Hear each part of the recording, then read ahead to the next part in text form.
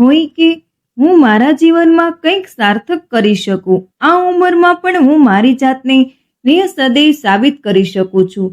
હેમલતાબેનના નિર્ણયથી સોનાલી અકળાઈ ગઈ, પણ આકાશ પોતાની માતાની હિંમત અને આત્મસન્માનને સમજી ગયો હતો. થોડા જ દિવસોમાં હેમલતાબેન તેમના નવા કાર્ય માટે વ્યવસ્થા કરી અને બાળક સંભાળવાની સેવા શરૂ કરી.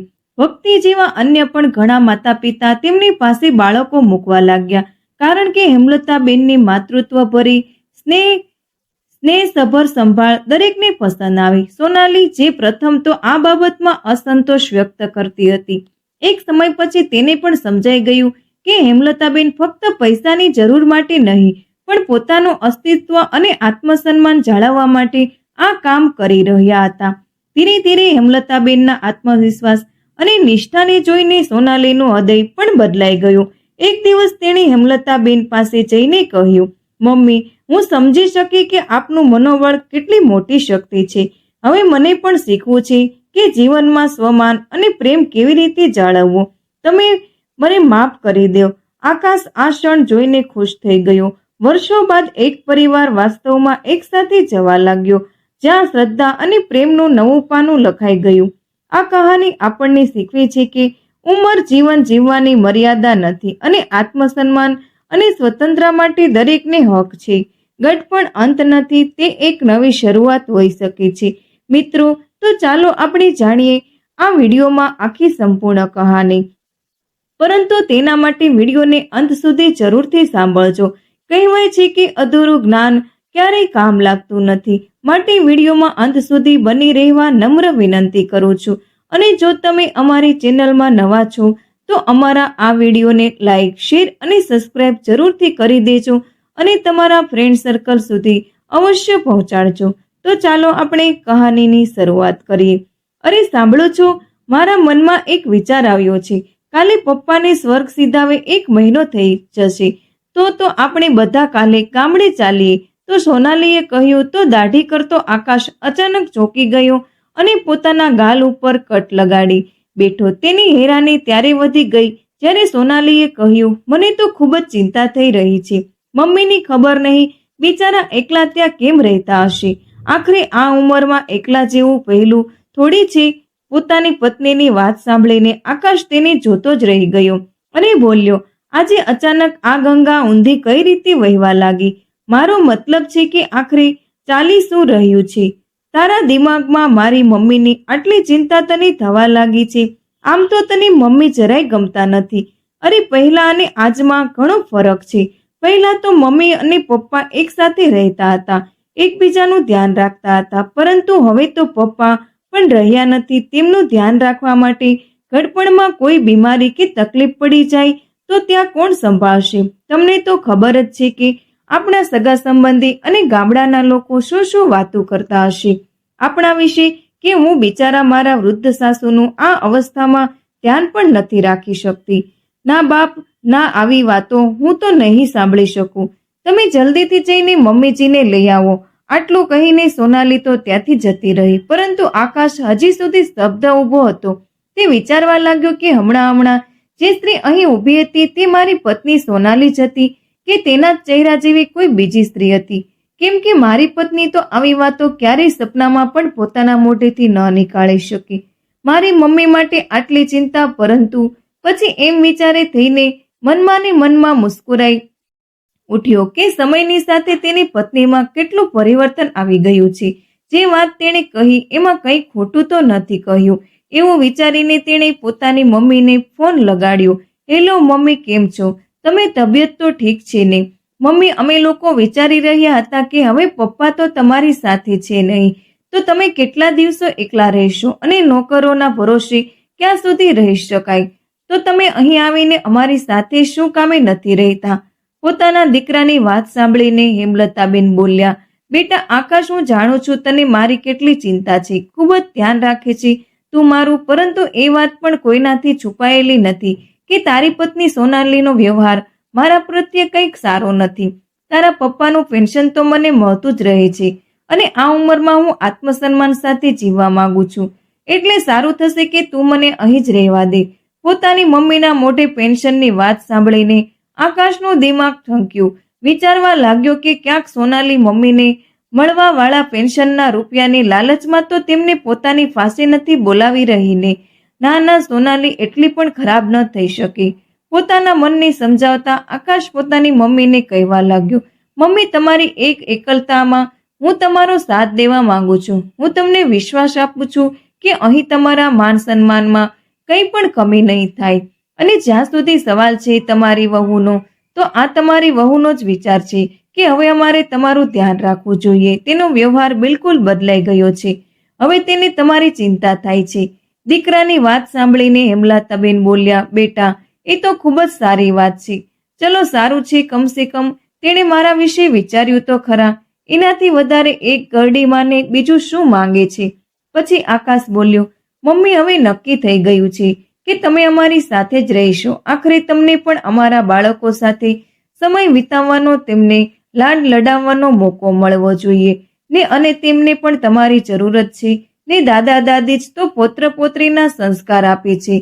તે જ સમયે સોનાલી પણ પોતાના રૂમમાંથી બહાર આવી અને આકાશ પાસેથી ફોન લેતા બોલી, મમ્મી, અમને પણ તમારી સેવાની તક આપો. તમે પોતે જ વિચારો, લોકો શું કહેશે કે દીકરા અને વહુના હોવા છતાં પણ માને નોકરોના ભરોસે મૂકી દીધા છે.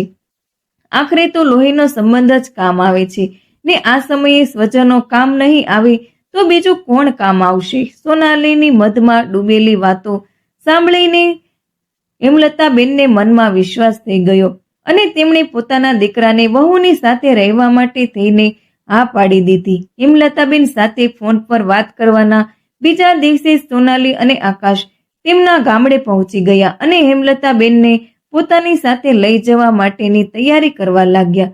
જે પણ કિંમતી સામાન હતો બધો જ પેક કરીને સોનાલી પોતાના પતિને કહેવા લાગી, પપ્પાના જેટલા પણ જરૂરી કાગળિયા હોય તે સાથે લઈ લેજો. હું તો કહું છું કે આ મકાનને ભાડા પર આપી દઈએ, જેથી સાફ સફાઈ પણ થતી રહે અને મહિનાની એક નિશ્ચિત કમાણી પણ આવતી રહેશે. સોનાલીની વાત સાંભળીને આકાશે કહ્યું, એ નિર્ણય હું ન કરી શકું. ફક્ત મમ્મી જ નક્કી કરશે કે તેમને આ ઘરનું શું કરવું છે. આખરે આ ઘર એમનું છે. હું તો બસ એટલું ઈચ્છું છું કે તેમનું ગઢપણ સુખમય રીતે અને પૂરા સન્માનની સાથે વીતે. સોનાલીની વાત સાંભળીને હેમલતાબેને પણ સહમતી દર્શાવી અને મકાનને ભાડા પર આપી દેવામાં આવ્યું. મકાન મોટું હતું એટલા માટે ભાડું પણ સારું એવું મળી રહ્યું હતું. આખરે હેમલતાબેન સોનાલી અને આકાશની સાથે શહેરમાં તેમના ઘરમાં આવી ગયા. હેમલતાબેનનું જીવન એકદમથી બદલાઈ ગયું હતું. એમને લાગ્યું કે જાણે પતિની સાથે તેમણે 40 વર્ષની જમાવેલી ગૃહસ્થી પણ છૂટી ગઈ અને પોતાનું ઘર પણ ગામડે. તો આકાશ, પડોશવાળા અને સહેલીઓ પણ દરેક સુખ દુઃખમાં સાથે રહેતા હતા. પરંતુ અહીં મહાનગરમાં તેમને એક અધૂરાપણું લાગતું હતું. પરંતુ છતાં પણ પોતાના દીકરા અને પૌત્ર પૌત્રીનો સાથ મેળવીને તેઓ ખુશ હતા. થોડાક દિવસો સુધી તો બધું જ સરસ ચાલતું રહ્યું. હેમલતાબેનની ખૂબ સેવા થતી હતી. તેમનો પૌત્ર નક્ષ પણ દાદી કરતા થાકતો નહોતો. પોતાની દાદીનો સાથ મેળવીને નક્ષ પણ ખૂબ જ ખુશ રહેવા લાગ્યો હતો અને હેમલતાબેન પોતાની 2 વર્ષની નાની પુત્રીને પણ સંભાળી લેતા હતા. હેમલતાબેને આવતા જ ઘરનું બધું જ કામ સંભાળી લીધું હતું અને દરેક કામમાં વહુની મદદ પણ કરી આપતા હતા. એટલે ધીરે ધીરે સોનાલીએ ઘરના કામમાંથી હાથ ખંખેરી લીધા. ઘણી વખત સોનાલી ટીવી જોતી રહેતી અથવા તો શરીરમાં દુખાવાનું બહાનું કરીને આરામ કરવા લાગતી અને આખો દિવસ રસોઈ બનાવવાથી લઈને વાસણ સાફ કરવા સુધીના બધા જ કામ હેમલતાબેનને કરવા પડતા. ઉપરથી કોઈને કોઈ ઈચ્છા પણ કહી દેતી કે મમ્મી, તમારા હાથની દાળ ઢોકળી ખૂબ જ સરસ બને છે. આજે ખૂબ જ ઈચ્છા થઈ રહી છે, શું તમે બનાવી દેશો? હેમલતાબેન આ કામમાં પણ કોઈ આળસ કરતા ન હતા. આ વાતથી તેમને કોઈ તકલીફ થતી ન હતી. એક દિવસ કામવાળી બાઈ નહોતી આવી.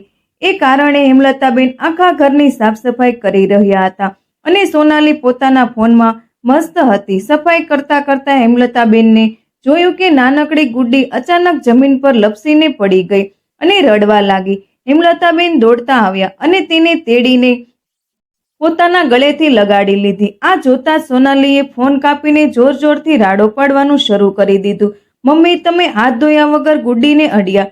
શું કામે? તમને ખબર છે ને એનાથી ઇન્ફેક્શન થઈ જાય છે. એટલું કહેતા તેણે પોતાની ગુડ્ડીને તેમના હાથમાંથી ખેંચી લીધી અને રૂમમાં લઈ ગઈ. હેમલતાબેન હેરાનીથી પોતાની વહુને જોતા જ રહી ગયા. એ દિવસ પછી સોનાલીએ ક્યારેય પોતાની નાનકડી ગુડ્ડીને દાદીની પાસે જવા પણ દીધી નહીં. હવે સોનાલી તેમના દરેક કામમાં કોઈને કોઈ ખોંચા કાઢવા લાગતી. આ વાતો હેમલતાબેનને અંદરને અંદર કચોટવા લાગી હતી. આકાશને પણ ક્યારેક ક્યારેક મનમાં મહેસૂસ થતું કે તેના ઘરે આવ્યા પછી તેની મમ્મીને ખૂબ જ વધારે કામ કરવું પડે છે. એટલા માટે તેણે પોતાની પત્નીને પણ કહ્યું કે મમ્મીની ઉંમર થઈ ગઈ છે, એટલા માટે તેમની પાસે વધારે કામ ન કરાવતી રાજે. હવે તેમના આરામ કરવાના દિવસો છે. એટલે સોનાલી બોલી, મમ્મીને આ ઉંમરમાં બીજું શું કામ છે? આખો દિવસ તો નવરા બેઠા રહે છે. થોડા ઘણા હાથ પગ ચાલતા રહેશે તો તેમના માટે પણ સારું છે. અને હું ક્યાં તેમને કંઈ પહાડ તોડવા માટે કહી દઉં છું. ઘરનું થોડું જાજુ કામ જ તો કરે છે. એની આ વાત સાંભળીને આકાશ ચૂપ રહી ગયો. હેમલતાબેનને દીકરા વહુની આ વાતો સાંભળી લીધી હતી, પરંતુ તેમણે કંઈ કહ્યું નહીં, કેમ કે તે બંનેની વચ્ચે કલેશનું કારણ નહોતા બનવા માંગતા. એક દિવસ જ્યારે આકાશ પોતાને ઓફિસ માટે નીકળી રહ્યો હતો તો હેમલતાબેને તેને પોતાની દવાઓનો કાગળ આપતા કહ્યું, બેટા, આ મારી થોડીક દવાઓ છે, રાત્રે આવતા લેતો આવજે. આકાશ હકારમાં માથું હલાવીને નીકળી ગયો. તે સમયે તો તેમની વહુ સોનાલીએ કંઈ કહ્યું નહીં, પરંતુ પતિના ગયા બાદ તે પોતાની સાસુમાને કહેવા લાગી, મમ્મી, જો ખોટું ન લાગે તો એક વાત કહું, તમારા આવ્યા પછીથી અમારો ખર્ચો વધી ગયો છે, પરંતુ તમારા દીકરાનો પગાર તો એટલો જ આવે છે ને આ મકાનનો હપ્તો પણ કપાય છે, તો તમે ગામડાવાળા મકાનનું ભાડું અને પપ્પાનું પેન્શન અમને શું કામે નથી આપી દેતા, જેથી અમે આ મકાનના હપ્તા ભરી કરી શકીએ. વહુની વાતો સાંભળીને હેમલતાબેનના મનમાં ને મનમાં વિચાર લાગ્યા કે હું પણ કેટલી બેવકૂફ હતી. પોતાની વહુને આટલી સારી રીતે ઓળખતી હોવા છતાં પણ મેં કઈ રીતે વિચારી લીધું કે મારી વહુના વ્યવહારમાં પરિવર્તન થઈ ગયું છે અને તે મને મારા વડપણમાં માન સન્માન ભરેલી જિંદગી આપીને મારી સેવા કરશે. પરંતુ પછી તેમના મનમાં વિચાર આવ્યો કે જો દીકરાને રૂપિયાની જરૂરત છે તો દેવામાં કંઈ વાંધો નથી. એટલા માટે તેમણે મકાનનું ભાડું અને પેન્શન દેવા માટે થઈને હા પાડી દીધી. એક દિવસ હેમલતાબેન ઘરની બાલ્કનીમાં બેઠા હતા. બાલ્કનીમાંથી સામે પાર્ક દેખાતું હતું. ઘણી વખત વિચારતા હતા કે થોડી વાર માટે ચક્કર મારી આવું, પરંતુ ઘરના કામમાંથી તેમને નવરાશ મળતી જ ન હતી, એટલા માટે જઈ નહોતા શકતા. પરંતુ આજે વહુની તીખી વાતોથી તેમનું મન ખૂબ જ દુખી રહ્યું હતું. એટલા માટે કામની ચિંતા કર્યા વગર તેઓ સાંજના સમયે પાર્કમાં ચક્કર મારવા જતા રહ્યા અને સાંજના લગભગ 7 વાગ્યા આસપાસ ઘરે પાછા આવ્યા. ઘરે આવીને જોયું તો સોનાલી કોઈની સાથે ફોન પર વાત કરી રહી હતી અને ફોનમાં એટલી ખોવાયેલી હતી કે તેમના આવવાનો અવાજ પણ તેને સંભળાયો નહીં. તે જ સમયે હેમલતાબેનના કાનોમાં વહુનો અવાજ પડ્યો. વહુ હસતા હસતા પોતાની માને ફોન પર કહી રહી હતી, અરે મમ્મી, તારો આઈડિયા તો કામ કરી ગયો. હવે તો ઘરનું બધું કામ મારા સાસુએ જ સંભાળી લીધું છે. રસોઈ બનાવવાથી લઈને વાસણ ઉટકવા સુધીના, અહીં સુધી કે કપડાં ધોવાનું કામ પણ મારા સાસુ જ કરી દે છે. હવે મારે કંઈ પણ કામ નથી કરવું પડતું. બીજું તો ઠીક, ગામડાના મકાનનું ભાડું અને પપ્પાનું પેન્શન પણ હવે મારા હાથમાં આવવા લાગ્યું છે. હવે તો તારી દીકરીને જલસા જ જલસા છે. સોનાલીની વાતો સાંભળીને હેમલતાબેન હેરાન રહી ગયા. તેઓ અંદર સુધી ભાંગી પડ્યા. આજે તેમને પોતાનું ઘર મૂકીને શહેરમાં આવવા માટેના નિર્ણય ઉપર પસ્તાવો થઈ રહ્યો હતો. એક વખત તો થયું કે પાછા પોતાના ગામડાવાળા ઘરમાં જતા રહે, પરંતુ મકાન તો ભાડા પર આપી દીધું હતું, જેનો 11 મહિનાનો કોન્ટ્રાક્ટ હતો. ઉદાસ થઈને હેમલતાબેન વિચારવા લાગ્યા, શું આ ઘરમાં મારું આટલું જ મહત્વ હતું? શું ઘટપણમાં મારી જિંદગીનું ફક્ત આટલું જ અસ્તિત્વ છે? શું મારી ઓકાત ફક્ત એક કામવાળી બાઈ જેટલી જ છે? અત્યાર સુધી હું ફક્ત વહુની મદદ કરવા માટે થઈને ઘરનું કામ કરી દેતી હતી, પરંતુ તે મારા વિશે આવું વિચારે છે, એની તો મેં ક્યારેય કલ્પના પણ નહોતી કરી. હેમલતાબેનનું મન ઉચાટ રહેવા લાગ્યું. ભલે તેમની ઉંમર થઈ ગઈ હતી, પરંતુ જીવન પ્રત્યે તેમના મનમાં ઉમંગ હતી. પણ ફક્ત વહુને તકલીફ ન થાય એમ વિચારીને તેમણે પોતાની જાતને ઘર સુધી સીમિત કરી લીધી હતી. પરંતુ હવે તેમણે વિચારી લીધું હતું કે તેઓ પોતાની જિંદગી પોતાની રીતે જીવવાની શરૂ કરશે. હવે હેમલતાબેન રોજ પાર્કમાં જવા લાગ્યા હતા અને ઘણા લોકોથી ઓળખાણ પણ કરી લીધી હતી. એક દિવસ પાર્કમાં જ તેમને પડોશમાં રહેવા વાળી ભક્તિ મળી. મિલનસાર સ્વભાવના હેમલતાબેન તરત જ તેની સાથે હળીમળી ગયા. વાતમાં ભક્તિએ કહ્યું કે તેમના સાસુનું મૃત્યુ 1 મહિના પહેલા જ થયું હતું. તેના બાળકો હજી નાના હતા અને આજુબાજુમાં કોઈ ડે કેર પણ નહોતું અને તેમને ક્યાંય મૂકીને જઈ શકે તેમ પણ નહોતી. એ કારણથી તે 1 મહિનાથી નોકરી પર નથી જઈ શકતી. આ બધાના કારણે ભક્તિ ખૂબ જ ચિંતામાં હતી. તેની વાત સાંભળીને હેમલતાબેને કહ્યું, બેટા, જો તને વાંધો ન હોય તો હું તારા બાળકોને સંભાળી શકીશ. ભક્તિએ પૂછ્યું, તમે ક્યાં રહો છો? તમે કોણ છો? એટલે હેમલતાબેનના મોઢામાંથી એકદમ નીકળ્યું, હું હેમલતા છું, મારા પતિ. પછી એકદમથી ધ્યાન આવ્યું અને કહેવા લાગ્યું, હું સામેવાળી બિલ્ડિંગમાં રહું છું. હું સોનાલીની સાસુ છું. મારો દીકરો આકાશ વીજળી વિભાગમાં કામ કરે છે. હેમલતાબેન સાથે વાત કરીને તો જાણે ભક્તિની મનોકામના જ પૂરી થઈ ગઈ અને હેમલતાબેન પોતાના જીવનને નવી દિશા દેવા માંગતા હતા અને બીજા લોકોથી મળીને તેમને ખૂબ જ ગમતું હતું. એટલા માટે તેમણે આ કામ કરવાનું મન બનાવી લીધું.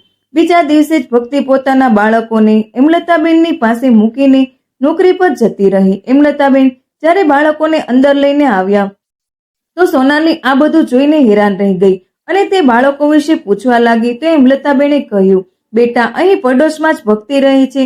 આ બંને તેના બાળકો છે.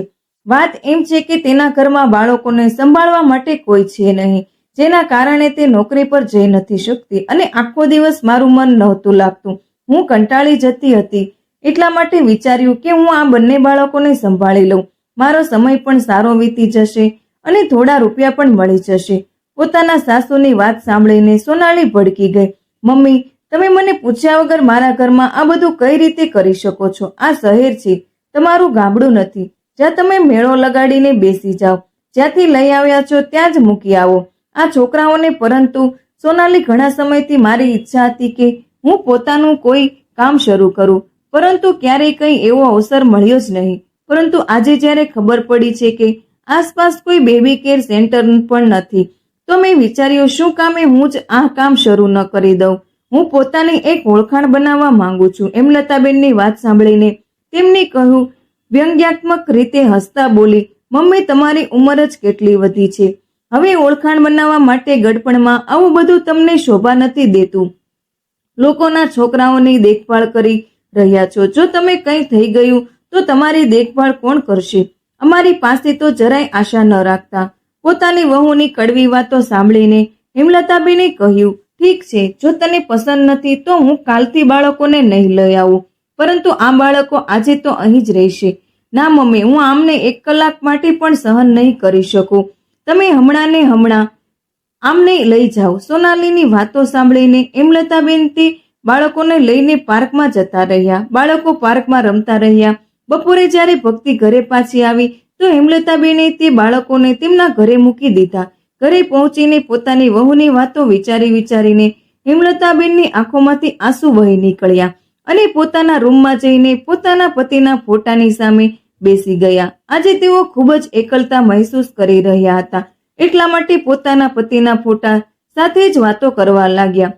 શું આ ઉંમરમાં હું પોતાની ઓળખાણ ન બનાવી શકું?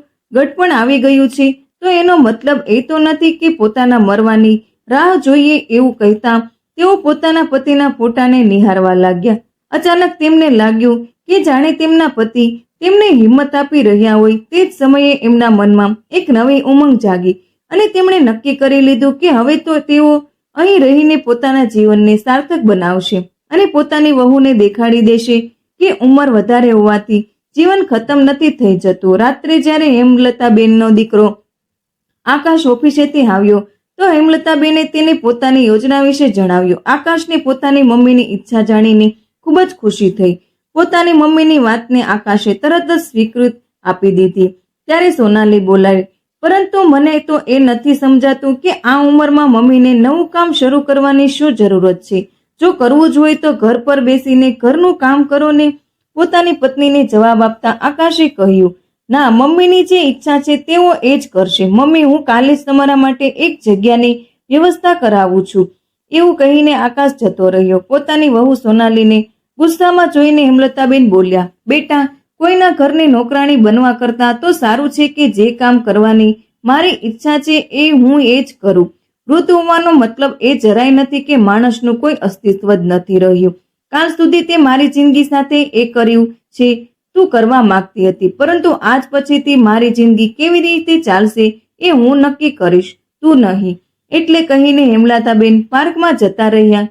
પોતાના સાસુના મોઢેથી આ વાત સાંભળીને સોનાલી હેરાન રહી ગઈ. બીજા જ દિવસે આકાશે સામેવાળા ફ્લેટનો નીચેનો એક રૂમ ભાડા પર લઈ લીધો. હેમલતાબેન રોજ સવારમાં જલ્દી તૈયાર થઈને ત્યાં જતા રહેતા હતા. ભક્તિ પોતાના બાળકોને હેમલતાબેનની પાસે તે જ રૂમમાં મૂકી જતી અને સાંજે ઓફિસેથી પાછા આવતી વખતે તેમને લઈ આવતી. એક બાજુ ભક્તિ પણ નિશ્ચિત થઈને નોકરી પર જવા લાગી હતી, તો બીજી બાજુ બાળકો પણ હેમલતાબેનની સાથે ખૂબ જ ખુશ રહેતા હતા. ભક્તિના બાળકોને જોઈને સોસાયટીના અન્ય માતા પિતા પણ હેમલતાબેનને કહેવા લાગ્યા કે તમે અમારા બાળકોને પણ સાચવી લો. આવી રીતે 8-10 બાળકો બીજા આવવા લાગ્યા. હેમલતાબેનને પોતાની મદદ માટે થઈને બીજી 2 છોકરીઓ પણ રાખી લીધી, જે ભાગાદોડીનું કામ સંભાળી લેતી હતી, સાફ સફાઈ પણ કરી આપતી હતી અને બાળકો માટે ખાવાનું પણ ગરમ કરી દેતી હતી. જોતજોતામાં હેમલતાબેનનું કામ એટલું વધી ગયું કે તેમણે બાજુવાળો એક બીજો રૂમ પણ ભાડા પર લેવો પડ્યો. એક દિવસ એક બેને હેમલતાબેનને જણાવ્યું કે એ જ સોસાયટીના એક ઘરમાં રહેવાવાળા તેમની ઉંમરના એક મહિલા પોતાના ઘરમાં ખૂબ જ દુઃખી છે. એમની વહુ તેમને ખૂબ જ હેરાન કરે છે. એટલે હેમલતાબેને તેને કહીને તે મહિલા, જેમનું નામ શાંતુબેન હતું, તેમને પોતાની પાસે બોલાવ્યા. તેમની પાસેથી તેમનું બધું દુઃખ સાંભળીને હેમલતાબેને કહ્યું, જો તમે ઈચ્છો તો તમારી પાસે અહીં આવી શકો છો. તમે જણાવ્યું કે તમને મશીનનું કામ ખૂબ જ સારી રીતે આવડે છે, તો મારી પાસે ઘરે કપડાં સીવવાવાળું એક મશીન એમ જ પડ્યું છે, તો આપણે એ મશીનથી ગરીબ છોકરીઓને કપડાં સીવવાનું કામ શીખવાડીએ તો જેની ફી આપણે ખૂબ જ ઓછી રાખીશું. આ રીતે તે પણ આત્મનિર્ભર બની જશે અને આપણને પણ જીવન જીવવા માટેનો એક હેતુ મળી જશે. જો કે આપણો ઉદ્દેશ્ય રૂપિયા કમાવાનો નથી, પરંતુ આવી રીતે જો આપણું ગઢ પણ કંઈક કરતા કરતા પસાર થાય અને 2 રૂપિયા પણ આવી જાય તો એમાં કંઈ પણ ખોટું નથી. શાંતુબેનને તેમની આ વાત ગમી ગઈ. બીજા જ દિવસથી તેઓ હેમલતાબેનની પાસે આવવા લાગ્યા અને થોડાક કલાક ત્યાં જ રહીને કામ કરતા. હેમલતાબેનની સાથે કામ કરતા કરતા શાંતુબેનને પણ હવે સારું લાગવા લાગ્યું હતું. બંને બહેનપણીઓ હવે એકબીજાનો સાથ મેળવીને ખુશ રહેવા લાગી હતી. શાંતુબેન જે ઘરના ઝઘડાઓથી ખૂબ જ વધારે હેરાન થઈને બીમાર રહેતા હતા, હવે થોડા જ દિવસોમાં એકદમ તંદુરસ્ત દેખાવા લાગ્યા હતા. ધીરે ધીરે કરીને હેમલતાબેનની સાથે અન્ય મહિલાઓ પણ જોડાઈ ગઈ, જે કારણથી તે જગ્યા નાની પડવા લાગી હતી. હેમલતાબેનના કહેવા પર આકાશે સોસાયટીની બહાર એક મોટું મકાન ભાડા પર અપાવી દીધું. હવે તે બધી મહિલાઓને એટલી આવક થઈ જતી હતી કે તેઓ આરામથી તે મકાનનું ભાડું નીકાળી શકે. હેમલતાબેનની પાસે કામ કરવા વાળી બધી મહિલાઓ ખૂબ જ ખુશ હતી કે તેમને ટાઈમપાસ કરવા માટે થઈને એક સારી જગ્યા પણ મળી ગઈ અને થોડીક આવક પણ શરૂ થઈ ગઈ. હવે તેમને પોતાના ખર્ચા માટે થઈને દીકરા વહુના મોઢા નથી જોવા પડતા. તે બધા અંદરો અંદર હસતા બોલતા, પોતાનું સુખ દુઃખ વહેંચતા અને સમાજમાં પણ યોગદાન કરતા. હકીકતમાં તે બધી વૃદ્ધ મહિલાઓને પણ કોઈ જોઈતું હતું જેની સાથે તેઓ વાત કરી શકે, જે તેમના હાલચાલ પૂછી શકે. તે બધું જ તેમને અહીં મળી ગયું. ધીરે ધીરે મહિલાઓની સંખ્યા 12 થઈ ગઈ. હેમલતાબેન બધાને કંઈક ને કંઈક કામ કરવા માટે પ્રેરણા દેતા રહેતા. કોઈ અથાણુંને છુંદો બનાવતા શીખવાડી રહ્યા હતા, તો કોઈ સિલાઈ કરવાનું, તો અન્ય મહિલાઓ હેમલતાબેનની સાથે બાળકોને સંભાળતા હતા. તે બધી પ્રૌઢ મહિલાઓ આખા એરિયામાં હવે ઓળખવા લાગી હતી. ધીરે ધીરે કરીને તેમની પ્રસિદ્ધિ એટલી વધી ગઈ કે આખા શહેરના લોકો તેમને સન્માન દેવા લાગ્યા હતા. એક દિવસ સોનાલી કોઈ કામથી હેમલતાબેનના કેન્દ્ર પર ગઈ તો ત્યાં તેને ભક્તિ મળી, જે પોતાના બાળકોને લેવા માટે આવી હતી. ભક્તિએ પૂછ્યું, અરે તમને પહેલા તો અહીં નથી જોયા, તમે ક્યાં રહો છો? એટલે સોનાલીએ કહ્યું, હું આ કેન્દ્રના સંચાલિકા હેમલતાબેનની વહુ છું. ભક્તિના દિમાગમાં અચાનક 8 મહિના પહેલા પાર્કમાં હેમલતાબેન સાથે થયેલી વાત યાદ આવી ગઈ.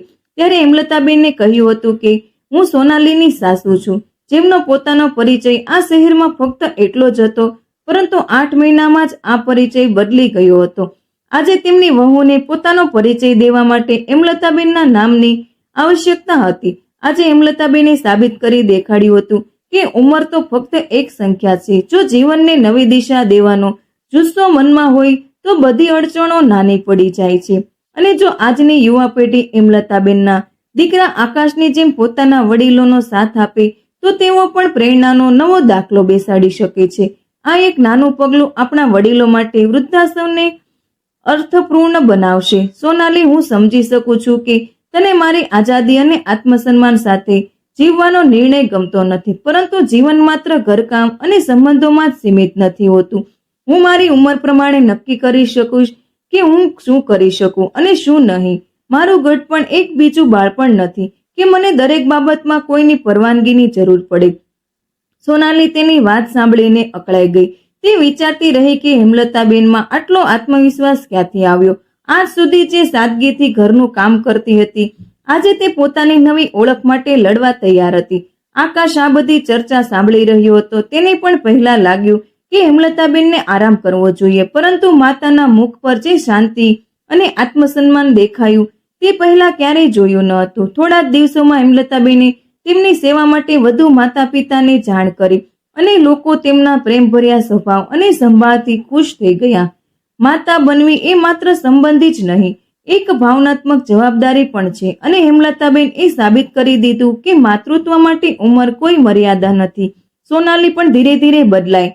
તેને સમજાયું કે હેમલતાબેન ફક્ત પૈસાની જરૂરિયાત માટે નહીં, પણ આત્મસન્માન અને પોતાનું અસ્તિત્વ જાળવવા માટે આ કામ કરી રહ્યા હતા. એક દિવસ સોનાલી હેમલતાબેન પાસે જઈને બોલી, મમ્મી, હું સમજી શકી કે તમારું મનોબળ કેટલી મોટી શક્તિ છે. મને પણ શીખવું છે કે જીવનમાં સ્વમાન અને પ્રેમ કેવી રીતે જાળવવો. તમે મને માફ કરી દો. આકાશ એ ક્ષણ જોઈને ખુશ થઈ ગયો.